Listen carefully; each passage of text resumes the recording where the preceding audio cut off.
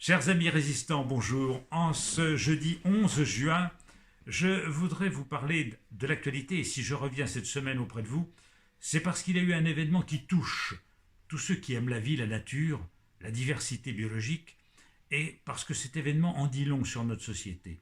C'est la mort d'un ours dans les Pyrénées. Alors, c'est pas la première fois que les chasseurs braconniers de ces régions tuent des ours. Autrefois, il y avait dans les Pyrénées beaucoup d'ours. L'espèce a été amenée à la quasi-extinction du fait des chasseurs braconniers. Quand, en novembre 2004, la dernière femelle, la dernière ours pyrénéenne, de souche pyrénéenne, a été tuée, elle s'appelait Cannelle, le président de la République de l'époque, qui était Jacques Chirac, avait exprimé sa colère et sa consternation. Et à Paris, une manifestation avait été organisée, j'en étais d'ailleurs, je m'en souviens, et l'émotion avait été très vive parce que 90% des Français et une immense majorité de Pyrénéens souhaitent que l'ours reste dans nos montagnes, où il a toute sa place. Les gouvernements ont dû réintroduire des ours, notamment venus de Slovénie, qui permet maintenant à la population ursine des Pyrénées d'atteindre une quarantaine d'individus. Alors il y a dans les Pyrénées quelques énergumènes, quelques arriérés, qui s'excitent beaucoup contre l'ours. On a vu un commando avec cagoule, vous savez, à la mode un petit peu maquisard, qui a fait il y a deux ou trois ans une conférence de presse armée jusqu'aux dents en disant qu'ils allaient troubler l'ordre public, attenter aux lois de la République et tuer des ours.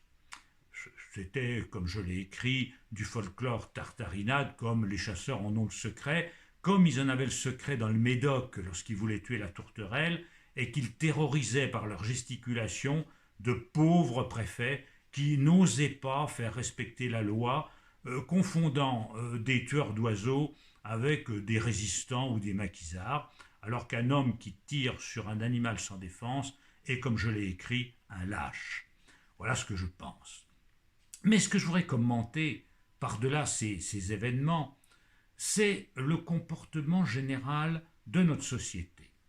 J'ai été encore plus consterné d'entendre ce matin sur une radio nationale, France Inter, pour le nommer, à 6h30, vous voyez que je suis un homme qui se lève tôt, à 6h30, une journaliste, je peux dire le nom puisqu'il avait été annoncé par le présentateur, une dame qui s'appelle Florence, très joli prénom sans doute, Paracuello.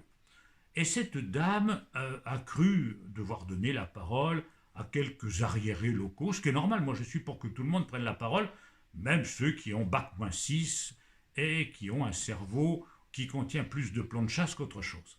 Bon, donc ces gens-là racontaient qu'on n'aimait pas l'ours dans cette vallée reculée des Pyrénées, de l'Ariège, où l'ours a été tué, et que les gens avaient peur de venir. L'ours, à la différence du lion ou de l'éléphant en Afrique, ou du tigre en Inde, ou des baleines dans l'océan, l'ours n'attirerait pas le tourisme, mais au contraire le ferait fuir. Bon, c'est un mensonge de plus, j'allais dire en la matière.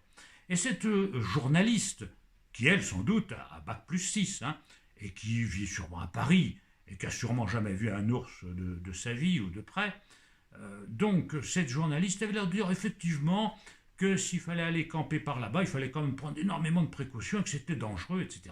Bon, elle, manifestement, sans donner la parole aux gens, tout simplement, aux scientifiques, aux biologistes, et aux 90% des Français qui veulent des ours. Et elle reprenait en quelque sorte ce thème de la dangerosité de l'ours. Alors là, je suis tout de même un peu surpris. Dans ce domaine-là, comme dans beaucoup d'autres, par l'indigence de ceux qui, dans les radios, les télévisions, font l'actualité. Font plus que le disent l'actualité, parce qu'ils font l'actualité.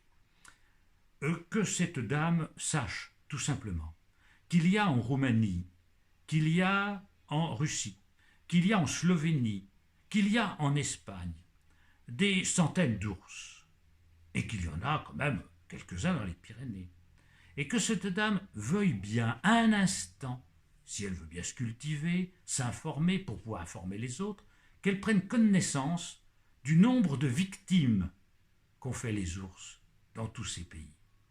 De même que sont souvent repris les thèmes sur la peur du loup. Or, en Espagne, il y a 1500 loups, 1 millier dans les Abruzzes en Italie, et combien en Europe de l'Est? Et combien d'Italiens, d'Espagnols ont été victimes des loups ou des ours ou des lynx? Non, Madame Paracuelos, ce qui est dangereux dans nos campagnes, c'est pas l'ours, c'est pas le loup, c'est le chasseur, qui lui tue quelques dizaines de personnes chaque année avec son gros fusil débile. C'est lui qui est dangereux, c'est lui qui tue. Mais il n'y a pas en Europe une seule personne qui n'a jamais été victime des ours ou des loups. Alors cessez de colporter des peurs. Mais, voyez, mes amis, par-delà cette question qui nous est chère à nous, amoureux de la nature, défenseurs du vivant, soucieux de maintenir une planète vivante où il y a encore des espèces, où demain tout ne sera pas voué qu'à la production, avec un monde aseptisé, où il n'y aurait plus d'oiseaux, plus de mammifères, plus rien.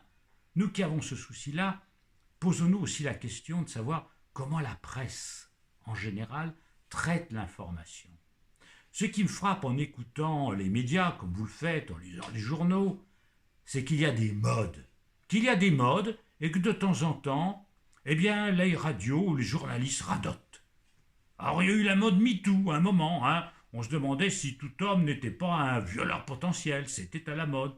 Il y a d'autres modes, à d'autres moments, et on ressasse sans cesse les informations, on monte en épingle, toujours les mêmes informations, sans esprit critique, sans s'interroger, sans aller à la racine des choses. Ce que moi j'essaie très modestement de faire, comme d'autres essaient de le faire, en partant de l'actualité. L'actualité, elle est là pour quoi? Elle est là pour nous faire réfléchir, et non pour répéter sans cesse les mêmes choses, ou pour suivre le courant d'une mode ayant un esprit aussi lucide qu'un sac de papier qui volerait au fil de l'eau. C'est idiot tout ça. La presse est débilitante. Actuellement, après le Covid, la Covid, on dit la Covid, puis c'est le nom de la maladie, la Covid, eh bien voilà, maintenant c'est la cour de récréation. Si vous écoutez les journalistes, les citoyens ne seront que de grands enfants qui ne pensent plus qu'à s'amuser, qu'à se distraire, qu'à consommer. Il y a une injonction à cela et on vous traite en débiles mentaux, qu'il faut inciter à jouer aux billes dans la cour de récréation, allez vite sur les terrasses, enlevez vos masques. Irresponsable tout ça, c'est totalement irresponsable. On prend les gens pour des enfants et les médias les traitent en enfants. Alors, la presse ne fait pas son travail. Et voyez-vous, je déplore qu'en France, notre pays a été rétrogradé par un organisme international, je crois que ça s'appelle Reporter, je crois que c'est un Reporter, qui fait un classement annuel des pays en fonction de la liberté d'expression et d'information. Et la France, qui était 32e l'an passé, est passée maintenant au 34e rang mondial. Quelle gloire! Comment peut-on en arriver là? Eh bien, parce que nous avons une presse qui est formatée, où il faut penser à l'unisson, la facilité. Facilité de suivre le courant des modes ou du pouvoir, en veillant bien à ne pas déraper, à ne pas dire quelque chose qui déplaît, quelque chose qui sorte des sentiers battus de la pensée préfabriquée.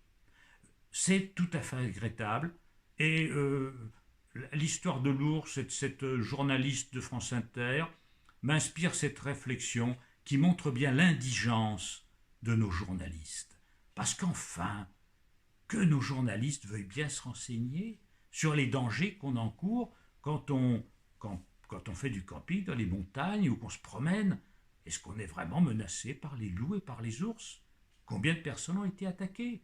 Tout simplement. Et pour le reste, eh bien c'est la même chose. Posez-vous des questions. Tiens, par exemple, par rapport à l'épidémie. Mais bien sûr que l'épidémie pourrait être vaincue, elle est derrière nous.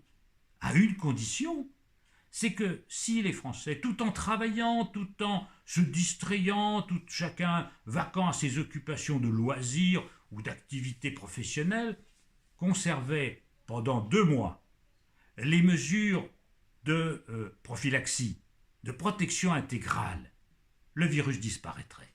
Le virus disparaîtrait totalement. Mais évidemment, avec notre presse débile qui vous incite à vous comporter comme des gamins, totalement irresponsables, on peut tout craindre. Quand serons-nous dans une société adulte? Quand s'adressera-t-on à l'intelligence des gens, à la raison, et non plus à l'instinct dans tous les domaines, que l'on parle de questions de conflits sociaux, de conflits entre les peuples, entre les ethnies, au lieu d'essayer de prendre de la hauteur, au lieu d'essayer de comprendre, d'analyser, d'aller à la racine des choses, on s'en tient aux commodités, au mode servile. Oui, c'est la servilité qui me paraît être le mal principal de notre temps. Alors écoutez, mes amis, vive les faits, vive la vérité et vive l'intelligence. Ça manque tellement dans notre société. Allez, je vous donne rendez-vous à très bientôt pour d'autres réflexions. Merci encore à Isabella, merci à Bénédicte. Elles sont formidables. Et je suis sûr que vous les remerciez aussi. À bientôt.